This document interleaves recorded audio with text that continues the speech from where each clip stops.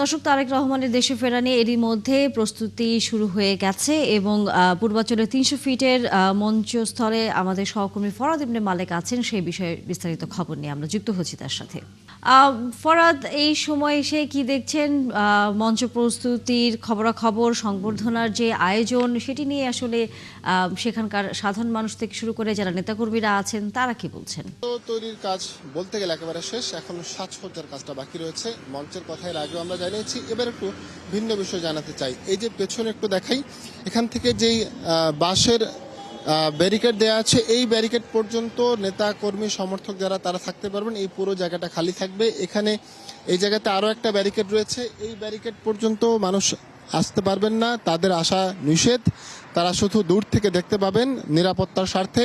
এখানে আরও একটা পুরো রাস্তার এই যে ফুটপাথ ধরে একটা ব্যারিকেড রয়েছে, এই ব্যারিকেডের পেছনে থাকতে হবে এবং পুরো রাস্তা জুড়ে এই ৩০০ ফিটের যে পুরো রাস্তা জুড়ে সাধারণ সমর্থক, নেতা কর্মী, ভক্ত যারা রয়েছেন তারা দীর্ঘ ১৭ বছর পর বিএনপির ভারপ্রাপ্ত চেয়ারম্যান, গণতন্ত্রের বরপুত্র তারেক রহমানকে দেখতে এখানে আসবেন। মঞ্চ প্রস্তুতির কাজ বলতে গেলে শেষ, এখন শুধু সাজসজ্জার কাজটা বাকি রয়েছে।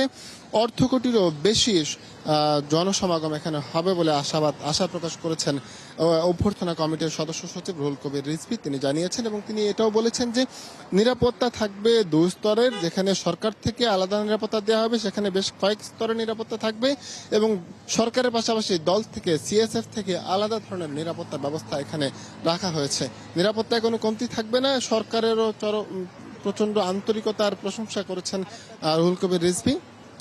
সকালে ১২টার কিছু আগে ঢাকায় পৌঁছানোর কথা রয়েছে। ঢাকায় পৌঁছে তিনি সরাসরি এই মঞ্চে আসবেন সংবর্ধনা অনুষ্ঠানে। তার সমর্থকদের কাছে, দলের নেতাকর্মীদের সাথে দেখা করতে আসবেন, কথা বলতে আসবেন, তার কথা, তার অনুভূতির কথা এখানে জানাতে আসবেন। এখানে ছোট্ট সংবর্ধনা শেষে তিনি চলে যাবেন এভার কেয়ারে মায়ের কাছে। সেখানে তিনি মায়ের স্বাস্থ্য এবং চিকিৎসার খোঁজখবর নেবেন। খোঁজখবর নেওয়ার পর তিনি সাধারণ যে সকল কাজকর্ম রয়েছেন এবং তিনি বাসা যাবেন, অন্যান্য যে সকল কাজকর্ম রয়েছে সেই কাজকর্মে তিনি মনোনিবেশ করবেন। একজনের কাছে ছোট করে একটু জানতে চাই, এই যে আপনি এখানে এসেছেন, কোত্থেকে এসেছেন এবং ২৫ তারিখ নিয়ে আপনার আসলে পরিকল্পনা কেমন? ধন্যবাদ আপনি এবং আপনার চ্যানেলকে। আপনি জানেন আমি ঢাকা মহানগর উত্তর যুবদলের আহ্বায়ক কমিটির সদস্য দায়িত্বে রয়েছে। আমার পাশে মুরাদ কাজী, সে এই ওয়ার্ডের যুবদলের আহ্বায়ক। আপনি জানেন দীর্ঘ ১৮, ১৯, ২০ বছর পর আমাদের নেতা জনাব তারেক রহমানের স্বদেশ প্রত্যাবর্তন আগামী ২৫শে ডিসেম্বর রোজ বৃহস্পতিবার।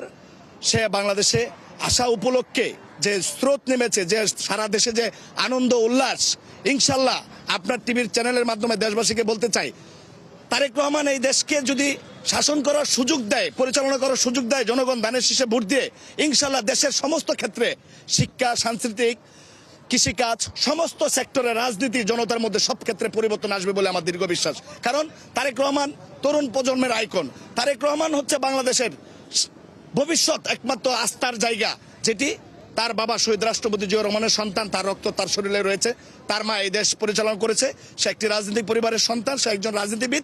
ইনশাল্লাহ তার দীর্ঘদিনের এই রাজনৈতিক অভিজ্ঞতাকে দিয়ে, তার মা বাবার দোয়া নিয়ে ইনশাল্লাহ এই দেশ এবং জাতির পরিবর্তন আনবে বলে আমি দীর্ঘ বিশ্বাস করি। গণতন্ত্রের একটা সূচনা হবে বলে আপনি মনে করছেন? আমরা শুনছিলাম ভক্ত সমর্থক বা কর্মী যারা রয়েছেন তাদের কাছ থেকে মঞ্চ প্রস্তুত রয়েছে, সাজসজ্জা কাজ বাকি রয়েছে। ২৫ তারিখে বিশাল জনসমাগমের মধ্যে দিয়ে তারেক রহমানের স্বদেশ প্রত্যাবর্তন এটা আলোকিত করে রাখার পরিকল্পনা এর মধ্যেই চূড়ান্ত করা হয়েছে। তানিয়া, ধন্যবাদ ফরাদ। নিশ্চয়ই আমরা ফিরবো আবারও এই বিষয়ে যদি খবর আপনার হাতে এসে পৌঁছায়, সেই খবর জানবো। দর্শক, সহকর্মী ফরাদ ইবনে মালেক এতক্ষণ ছিলেন আমাদের সাথে।